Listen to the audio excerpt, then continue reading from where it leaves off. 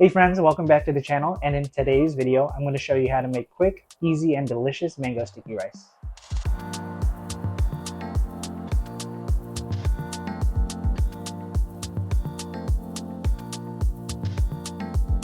So mango sticky rice is probably my favorite dessert of all because of its sweet and savory flavors. On one hand, you have the mochi-like and chewy texture of the sticky rice, and on the other hand, you have the bright and fruity flavors of the mango. Growing up in LA, my family and I would eat this a lot when we would go to Thai restaurants in Thai Town in Hollywood or in San Gabriel Valley. And when I went to the market, I saw that yellow mangoes were on sale, so I was inspired to make this nostalgic dish. So get your aprons on and let's get cooking. The first thing we're going to do is prep the glutinous rice for this sticky rice dish. You're going to want to use glutinous rice, which gives this rice its chewy and mochi-like texture. You should be able to find this at your local Asian market, and it can go by other names such as sticky rice or sweet rice. Traditionally, this rice is supposed to be soaked in water, preferably overnight, and then it's cooked by steaming. But to make things easier and quicker, we're going to cook the sticky rice in the microwave because time is precious and this method still produces great results. So the first thing you're going to do is grab 1.5 cups or 310 grams of glutinous rice and wash it until the water runs clear. This helps remove excess surface starches and any debris, which helps us have more distinct grains. If not, the sticky rice could end up gummy, which is not what we want. So once the water runs clear, place the rice in a large microwave-safe bowl and pour over boiling hot water up to 1 to 2 inches above the rice to let it expand. Using boiling hot water here will greatly reduce the soaking time. Cover the bowl with a plate and then set it aside for 15 minutes. While we wait for the rice to soak, we can start making the coconut infusion. This recipe will call for using 1 whole can of coconut milk, so we end up with no food waste. For the coconut infusion, add 1.25 cups or 280 milliliters of coconut milk to a small sauce pot. Add 3/4 cup or 150 grams of coconut sugar. Add 1.5 teaspoons or 6 grams of kosher salt. And totally optional, I add half a pandan leaf tied into a knot and 1 teaspoon or 2.02 grams of grated ginger to give the rice more dimensions of flavor. The pandan will add a grassy flavor, and the ginger will add a nice bright and floral note. Place the pot over medium heat and bring it to a simmer to break down the sugar, and then take it off the heat and set aside for now. Now back to our rice. After the 15 minutes are up, drain out most of the water and leave enough water so that it's at the same height as the rice. Cover it up with a plate, and we're going to microwave this on high power for 7 minutes. When the time is up, take out and be careful as the bowl will be very hot.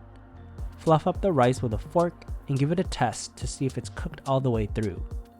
If it's not, cover it up again and microwave it on high for 2 minutes until it's cooked all the way through. Quickly, while the rice is still hot, pour the coconut infusion on top of the rice and mix it well together. This works best if both the infusion and the rice are hot to help the rice better absorb the liquid. So if the sauce is cool, just heat it up again over the stove. It'll seem like way too much liquid when you mix it in first, but no worries at all. The rice will absorb the infusion as it sits, so cover it again with a plate for a total of 30 minutes and mix it at the halfway point to redistribute the liquid. While we wait for the rice to finish, we can make the savory coconut sauce that goes on top of the rice. Grab 2.5 teaspoons or 9 grams of arrowroot starch and add in a splash of the leftover coconut milk. Mix it well together until there are no more clumps. Add in the remaining coconut milk to your sauce pot and feel free to use the pandan leaf if you have it. Add in the arrowroot slurry, add 1 tablespoon or 13 grams of coconut sugar, and add half a teaspoon or 2 grams of kosher salt. Heat it over medium-low heat and stir it constantly so it doesn't stick to the bottom of the pot or clump.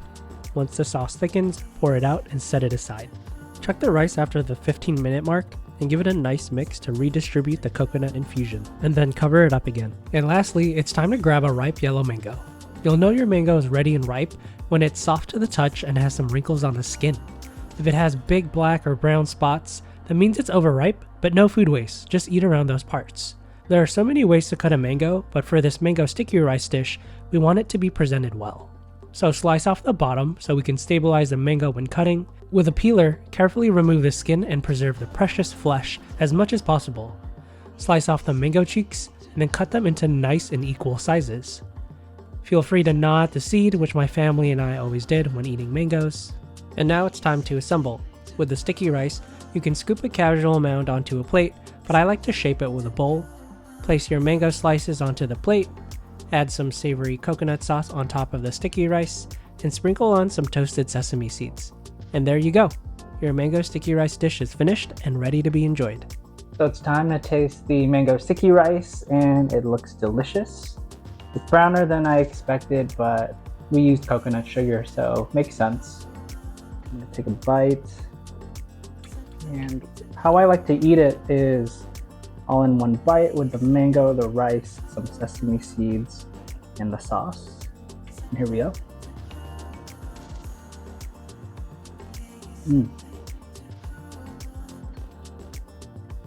I really like the temperature contrast. The mango's a little cold, even though we didn't put it in the fridge. And the rice is still warm. It has that nice mochi, chewy-like texture. And you get those hints in the aroma of the ginger and the pandan. It's got a sweet, savory flavor, and it just really hits the spot. I don't want to share this with anyone, but I guess I should. This food is meant to be shared. It's really good.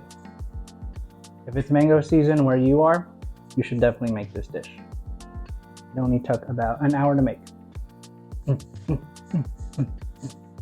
So if you enjoyed this video, please leave a like and subscribe if you want to follow along for more nourishing recipes. Please leave comments down below, or if you have any questions about this recipe, feel free to watch more nourishing content here. Otherwise, I'll catch you in the next video. Bye.